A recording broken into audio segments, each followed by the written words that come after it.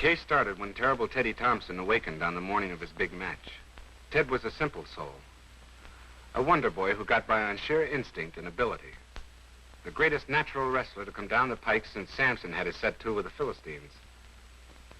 He was favored to win the undisputed heavyweight championship of the world, till this happened. Hey, Bob! Bob! Yeah, what is it? Did you have to... Look, my hands, my shirt, blood. Are you hurt, Ted? What happened? I don't know. This blood ain't mine. I ain't got any cuts. It looks like I must have killed somebody. Another cup of this noble, if you'll pardon the expression, beverage, Counselor? Thanks, Sully. I always said you brewed the muddiest cup of coffee in town. Hey, you sure did. Hey, Jeff, weren't you in the service with this Ted Thompson, the East Coast grunt and groan artist? That's right. We were both MPs.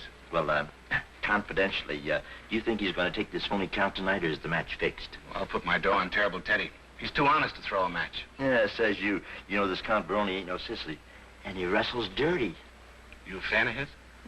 I see him on TV, and you know what he said? He said, I'm going to take this Ted Thompson and break him like a flower. Well, he did. Care to make a little wager? Give me odds? 10 to your 5.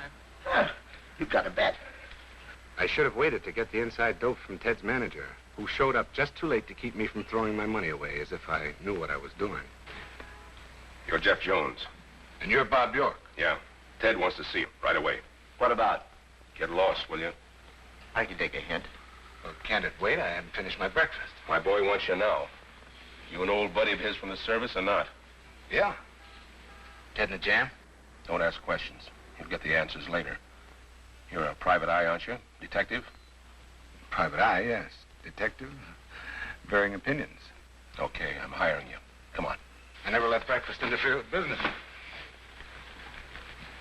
Hey, how about the check? Put it on the tab, Sully. The tab. Oh, put it on the tab, he says. York had used a cab to get to the Golden Bubble, so I drove him back in my chariot. He and Ted had rooms in a small apartment hotel off the Strip, but he had left Ted working out in private at the arena.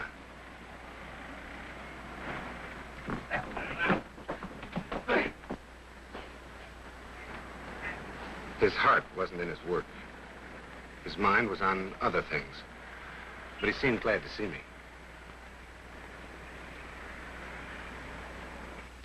You've got to help me, Jeff. I've got to know what happened. Sure, Ted, sure. You ever blanked out like this before? Only in the ring during a match, but he kept on wrestling. Just couldn't remember what happened after. It scared me. I've been afraid I'd really hurt someone ever since, and now... Hold the phone, son. Begin at the beginning. Well, I couldn't sleep last night, so I went out for a walk. I do that sometimes, and then I can sleep. Where were you? We got adjoining rooms. I was in mine, sound asleep. I didn't want to wake him up. Next time, don't be so considerate. Well, I walked up in Sunset, and I went into the South Seas Club. It was time for the floor show. I just thought I'd see it and walk back to the hotel. Well, what changed your mind?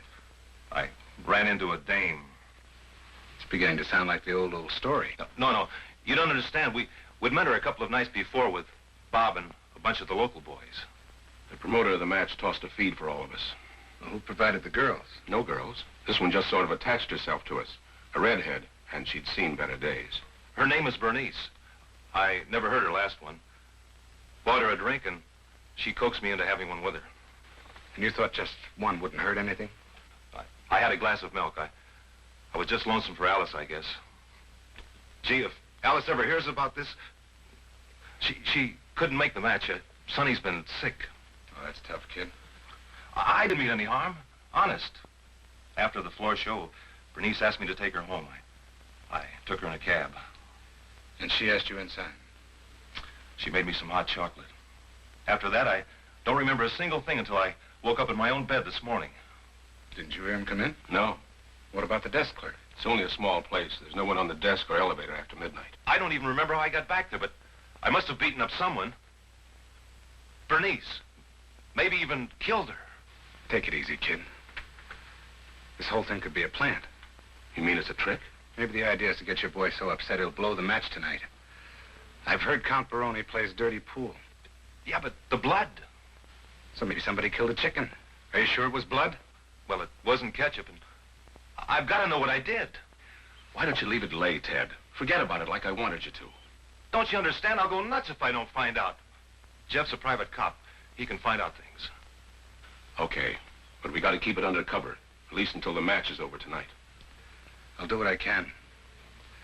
Remember where this babe lives? Yeah, it was a bungalow court on a street somewhere off Vine. Well, that's a big help. That section's loaded with bungalow courts. I'm sorry, Jeff, but that's all I can remember. Okay, kid.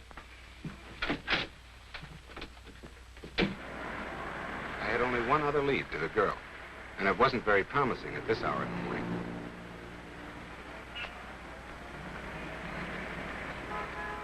The South Seas Club was one of those intimate little tourist traps that featured island atmosphere, food and drink at fancy mainland prices.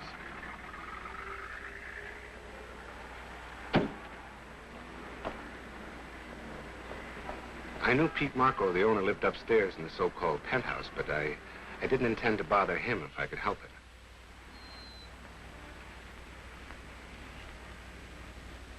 The welcoming committee hurried over to greet me. We're closed, mister. The bar ain't open till noon. Well, I'm not thirsty anyway. Well, on your way, Bob. I like you, too. I'm looking for someone that works here, maybe. Name's Bernice. Ain't nobody named Bernice work here. What about a girl named Bernice? Come on over, handsome. Doreen! Run along, Midge. I'll handle this. You heard the lady, Midge. Run along.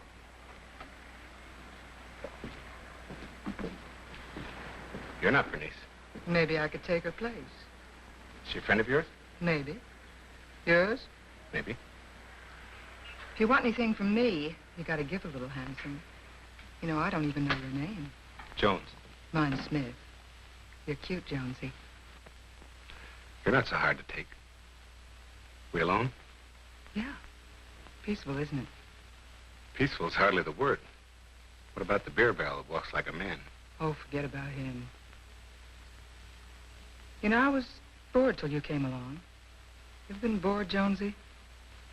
Not recently. We mustn't forget about Bernice. Why mustn't we? What has Bernice got that I couldn't make you forget for a little while? Not a thing, baby. Not a thing. Doreen. Oh, Marco, what can be so important to get you up at the crack of dawn? What do you want here? I was just about to get some information when I was so rudely interrupted. What kind of information, gumshoe? Gumshoe? Yeah, what'd you think he was, a sucker, a rich playboy? But he can't be a detective. He doesn't look like one. Thanks, baby. I was just bored, Pete. I didn't tell him anything. You get bored too easy, Doreen. What do you want to know? He was asking about Bernice. I don't know anything about Miss Whalen except she's a fairly regular customer. Where can I find her? I wouldn't know. Show our visitor the way out, Midge. Well, it was lovely while it lasted, Smitty. So long, Jonesy. Sorry. Come on, wise guy. Hands off the merchandise, Midge. Just show me the door. Don't push me through it.